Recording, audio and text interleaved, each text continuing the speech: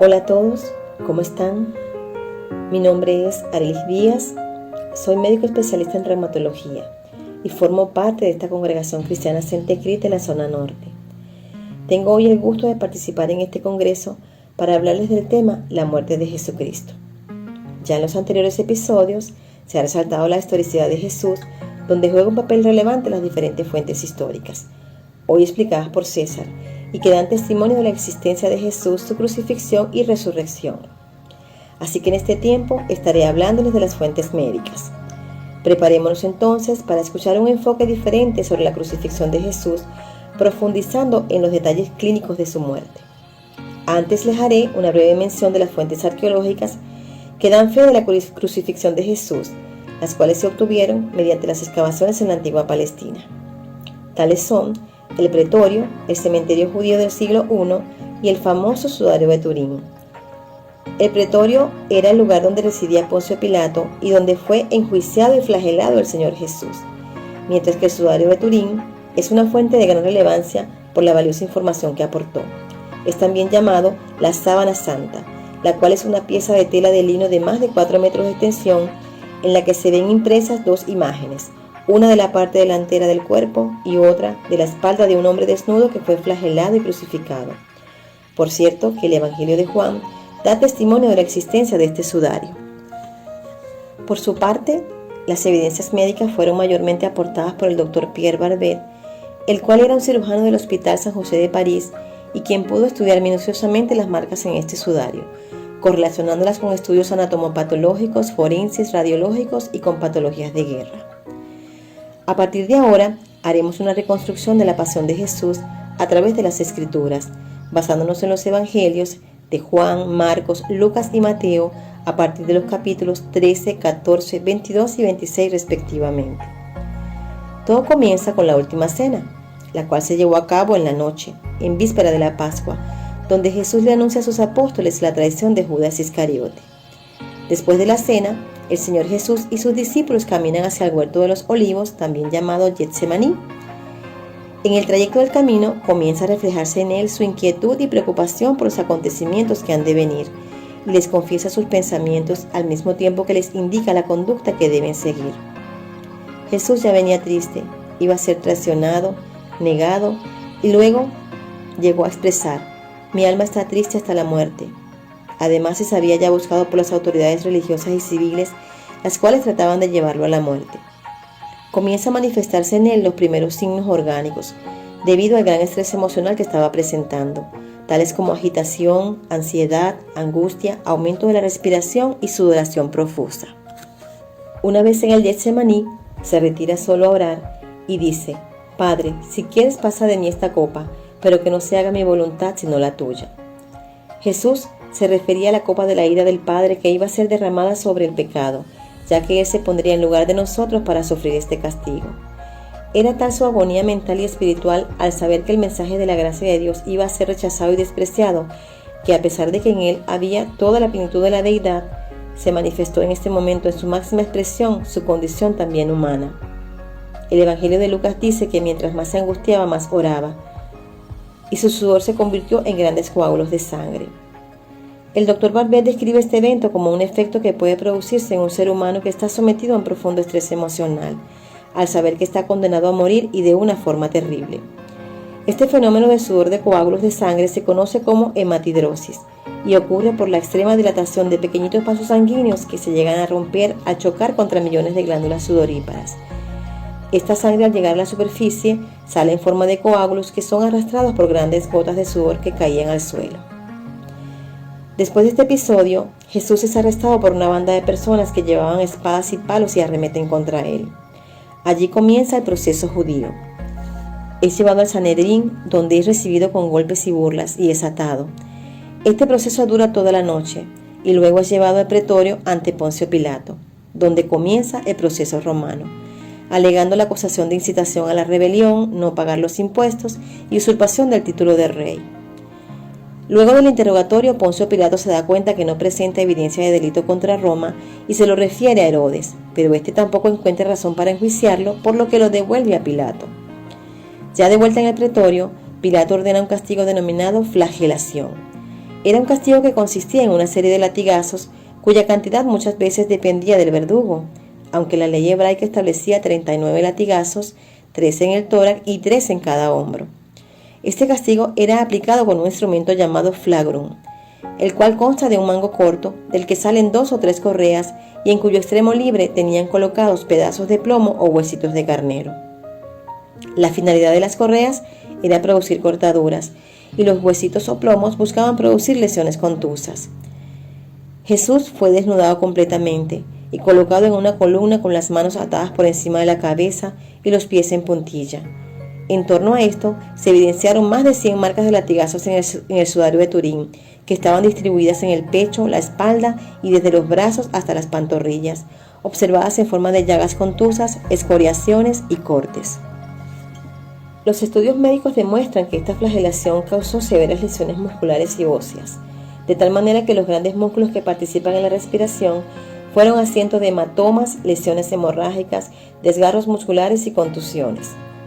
Así también, sufrió severas laceraciones de los músculos intercostales, dejando expuesta la capa que envuelve los pulmones, haciendo que se formen pequeñas rupturas en esta, permitiendo el paso de sangre hacia este espacio, formándose un hemotórax progresivo, es decir, se forma acumulación de sangre en esta área que lleva poco a poco a comprimir los pulmones, lo que aunado a las lesiones internas sangrantes en los mismos y sumado a las lesiones de los músculos respiratorios, produjo en Jesús una alteración significativa de la función pulmonar.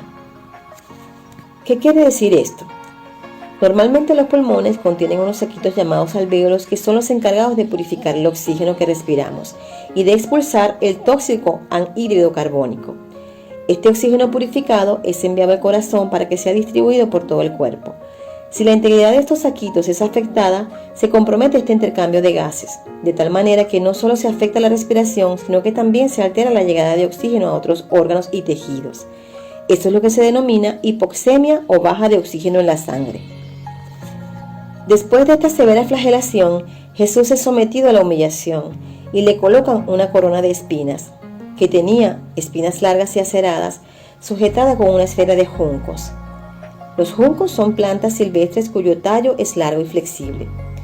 Esta corona provocó lesiones hemorrágicas del cuero cabelludo provenientes de la vena frontal, evidenciándose en el sudario como manchas de sangre, especialmente en la parte posterior de la cabeza, donde se ven las marcas de los juncos, y también en la región frontal.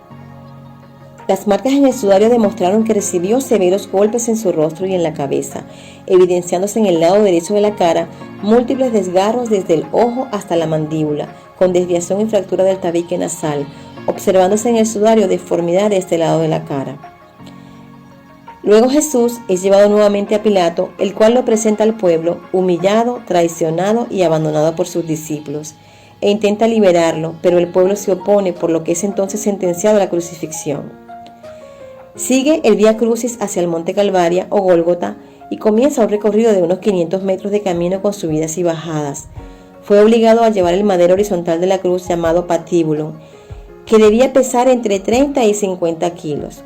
Pero Jesús ya se encontraba severamente afectado, por lo que no logra sostener este madero, de tal manera que encomiendan a Simón de Cirene, quien se encarga de llevarlo hasta el Gólgota. Ya en el Gólgota le ofrecen una bebida analgésica consistente en vino y mirra, pero Jesús, a pesar del terrible dolor que trae, la rechaza.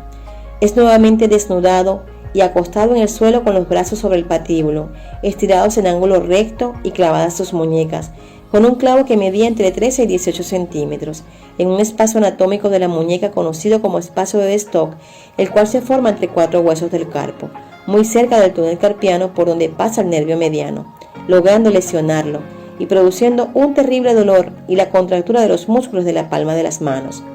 Prueba de esto es que en el sudario no se ven los pulgares, porque una vez que se lesiona el nervio, estos pulgares se van hacia adentro.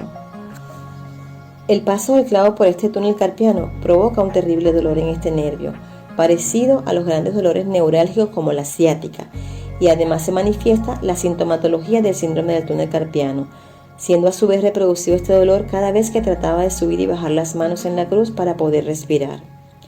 Asimismo, el sudario muestra la evidencia de una perforación en la muñeca izquierda, rodeada por 2 hilos de sangre.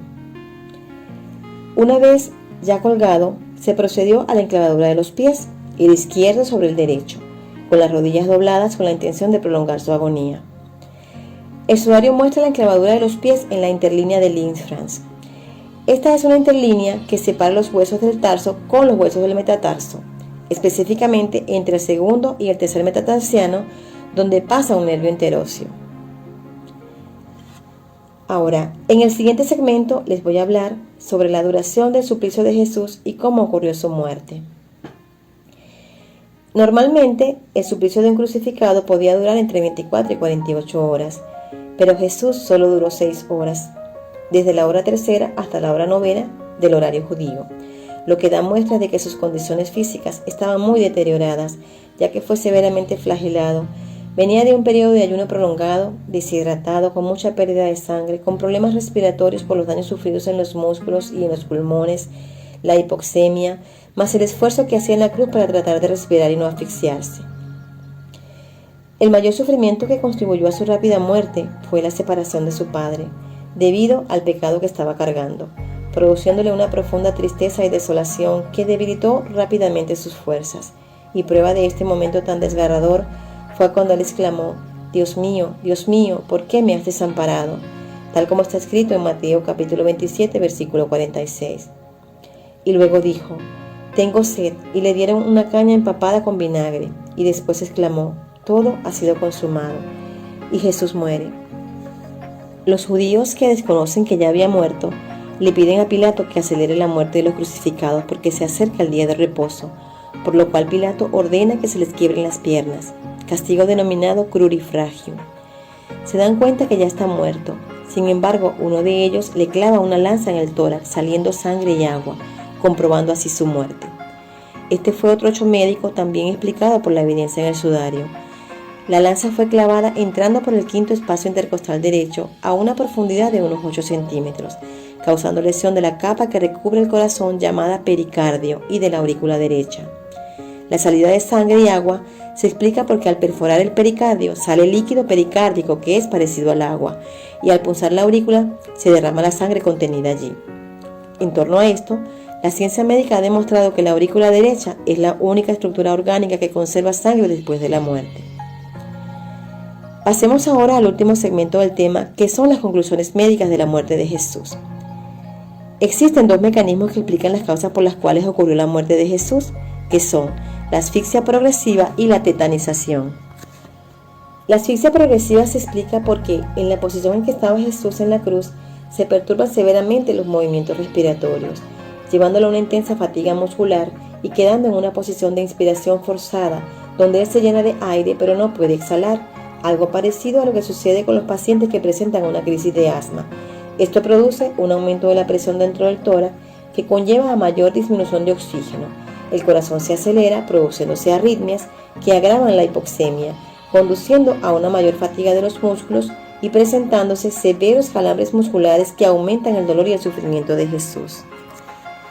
El otro mecanismo, que es la tetanización, se produce como consecuencia del intenso trabajo muscular donde se consumen todas las reservas de azúcar de la célula, y esto, sumado a la baja de oxígeno en la sangre, impide la relajación de los músculos, que se contraen severamente, alterando el intercambio de iones en la célula, produciendo una baja de potasio y una sobrecarga de calcio, que conduce a una hipercontractilidad de los músculos, la cual paraliza los músculos respiratorios, causando la asfixia definitiva y la muerte de Jesús. Y ya para terminar, y basándome en lo que antes les he explicado, la pasión del Señor Jesús duró 18 horas, y en este tiempo vivió todo el dolor existente en la medicina, que un ser humano normal los podría vivir en unos 70 años si es que los vive. De tal manera que el Señor Jesús dejó claro con su sacrificio y muerte en la cruz cuánto amó a la humanidad, que hasta su última gota de sangre derramó por todos. Hasta aquí es el tema, espero me hayan entendido.